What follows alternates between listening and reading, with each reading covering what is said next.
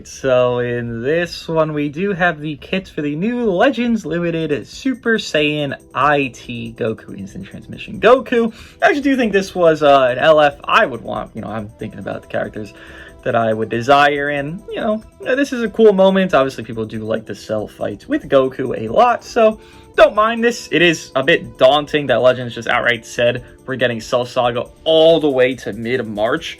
That's implying bare minimum we're getting a banner this week, in 2 weeks from now, most likely an Ultra, and then 2 weeks from then, most likely another unit, which would end off mid-March, but that's 3 other banners that we're getting before anything Daima, and, well, most likely Daima's getting like a dual, Super Saiyan 3 Goku and Super Saiyan 3 Vegeta banner, I'm sure. I'm just shocked that we're getting Cell Saga for a full month straight. Like, we did this last year with like a mini Cell Saga thing. I don't know why we're doing it again. We could have done a different saga. I mean, Namek. But like we are. Sure? I'm just shocked by it. But Goku is here. He is a purple ranged unit, so we do have to be thinking about that as of current, because there are things that will be problematic for this guy to face. Let's just see his ability real quick, which is going to be Sunfam, Saiyan, or Cell Saga. Last second events. By the way, you're also getting a Super Trunks, DBZ Super Trunks, Buff Trunks, that actually is red defense type, who has endurance, has, I believe, nullify attribute downgrades for a certain amount of counts there, as well as after getting hit, he does have endurance null for 15 counts, so he actually sounds like he's pretty good against Majin Vegeta. Fingers crossed. I really hope he is, because clearly Majin Vegeta, while he is not the best, a lot of people would agree with that, he is very annoying, so hopefully Trunks is very good. And maybe he can run with Goku. I don't know. Goku again is ranged, so I hope his stats aren't too just ranged only. We shall see. Strike here. Swords vanish 10% upon activation. Cool. Love that. Blast, same exact thing. Love that. Oh! No blast armor on strike.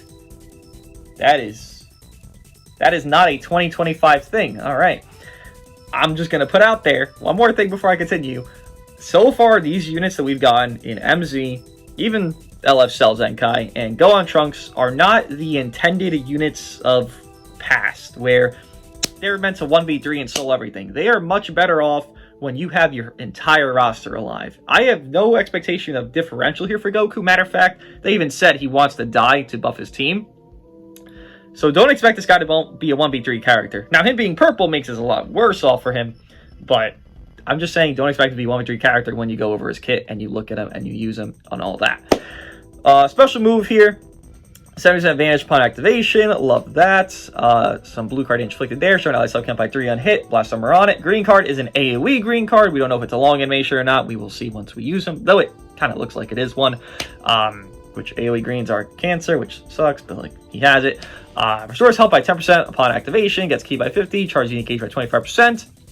Tons of damage inflicted there. Longest cure on hits, randomly draws 1 new card. Gets cardinal 5 timer counts, as well as he gets overall neutral 5 timer counts. Cannot be cancelled, which is very important, because MV, Beast, they would cancel your neutral if you were to do a big move. You get this neutral that can't be cancelled. Strike Ultimate, it's a lock-in ult. You understand how that could be pretty good, right? And then sure, ally sub count by 2 there. Counts as a strike, blast, blue, or ult, not into another green, so most likely is a long animation. Ultimate here, plus effect self activation, restores advantage 70%. Again, Goku wants to vanish a lot. 50% ult damage inflicted there. He has nullified endurance 3 timer counts, which can be cancelled. So if you were to do the ultimate against MV, you are neutral. That endurance null is cancelled, so you would not nullify his endurance. You have to pop the life, then snipe ult him, right? Similar to how MV gets to do that against other MVs. Flawless Cur, if Onya gauge is full, he inflicts that no switching, as well as some more ult damage there. Flawless Cur on hits, reduce enemy key by 100, inflicts all enemies 3 sub count. Oh, okay. Not bad. So maybe you go for a quick attack after that. You didn't pop the character, you pop their endurance, you didn't pop them. You have a rush, boom, you get their vanish out with the quick attack because they're low health, they're scared, they sidestep, go for that rush. Sub counts are up, maybe you'll get your rush. Also blast armor on that as well. Main ability. Randomly destroys one of your own cards and draws the ultimate arts card. Instant transmission Kamehameha next. Restores health by 20%, key by 50, gets vanish back 100%, cancels attribute downgrades or no conditions, and plus 20% damage received to all enemies for 20 timer counts there. His first unique is going to be giving 180% damage inflicted, reduced damage by 70%, 70% key recovery, card draw speed, -10 to blast starts cost. Then when he enters, he gets a blast card entry, towards key by 30, 9% damage inflicted. That's 270% right there, by the way. Cover and all 5 counts on entry. He has defense neutral. That cannot be canceled. Every entry for 10 timer counts, as well as -15 to enemies strike, blast, special move, ultimate, and awakened arts power 10 timer counts. Showing life sub count by 2 if own unit gauge is full. And then the flying effects occur every time this character uses a strike or blast arts card. He is ramping up damage. Source key by 10, 20% damage inflicted, seals enemy blue cards. MV, clearly you're meant to fight MV. He seals the blues. You keep spamming cards. He can't. You understand? Clearly he's good against MV. He's meant to be good against MV. Not perfect, but good enough to be like competent against him, right? He's not his counter, obviously. Then the flying effects occur when the character enters, draws a special arts card. Interesting. He really draws 1 new card when you have 3 or fewer cards. First key by 30 and nullify attribute downgrades for 10 timer counts. What is the intent of that? You might be asking. Beast. Beast is obviously making your card cost go up. Attribute downgrades, that's a downgrade. The card cost upping. So if you draw a green card, you get some good RNG. Boom. Or you use them with like Go tanks, and then you kind of can make that happen with more cards spawning because you're going to spawn a card off your green card. Boom. Like, there's intent here for him to be good against MV and Beast, and actually is, like, good. Like, this is good design for him to not get clobbered. Here's something good against Beast. Here's something else good against MV. These are good designs. Like, legitimately, this is good stuff so far. Then the 50% procs that we usually get. Following occur if only remaining health 50% below after being hit by enemy arts attack while his character on the battlefield. Stores health by 30%, reduce enemy key by 100, and seals mains for 10 time counts there. Not bad. Thing is, you could just swap. I mean, that exists, so. Like, it's not bad, but it's not great. Has a strike cover, comes into a blue card. Short ally subcount by 5 when enemy activates a ultimate, awakened arts, or rising rush. Alright, good stuff there. Gradually charges own unit gauge over time while his character's on the battlefield or on standby. I guess you could say it's like ultra hit, technically, because he does charge it, right? Technically, when he is just coexisting in the match. If there's a better example, feel free to enlighten me, but that's a good example right there. And once it is full, remember, once his gauge is full, you do get the lock-in for your ultimate, as well as health back 10%, key by 30, 20% damage inflicted, showing ally subcount by 2. Then the following effects occur when this character affords a vanishing step.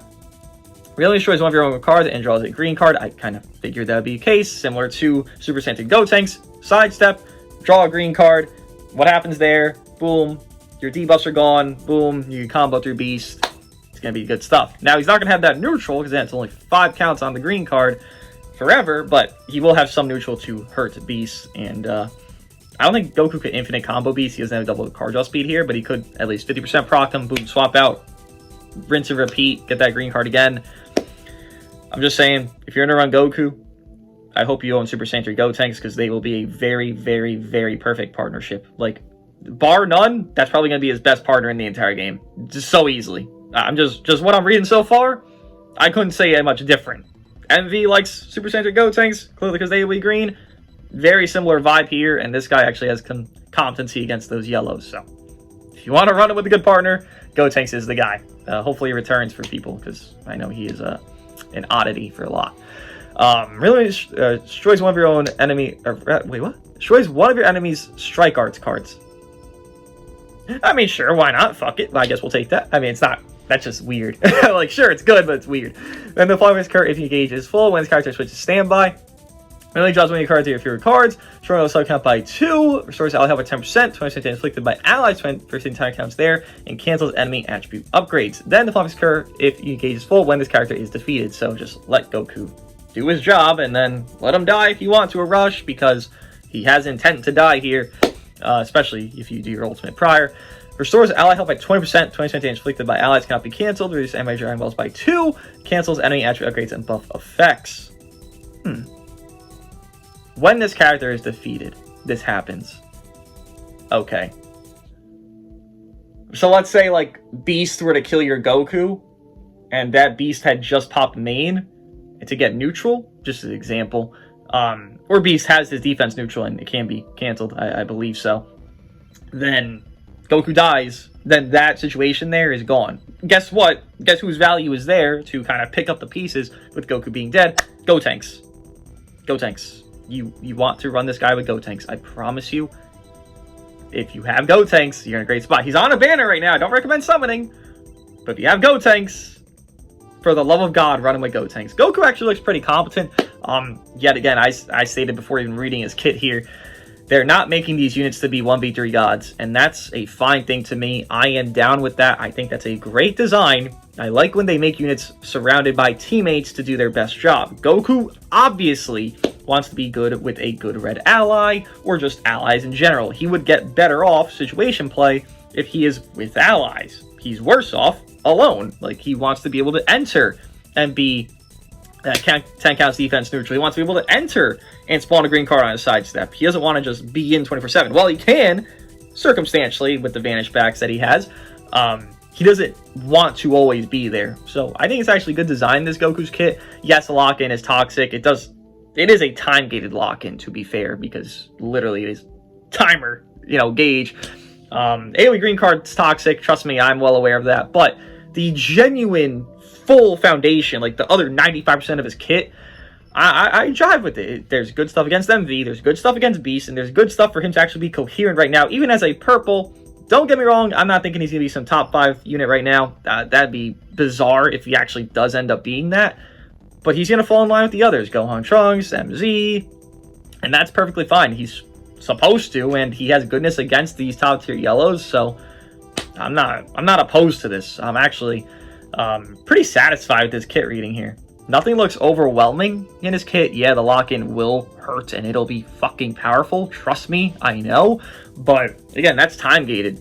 Like, I'm fine with that. Like, yes, MV's lock-in is even time gated, or even Beast, and those are cancers. But I mean, Goku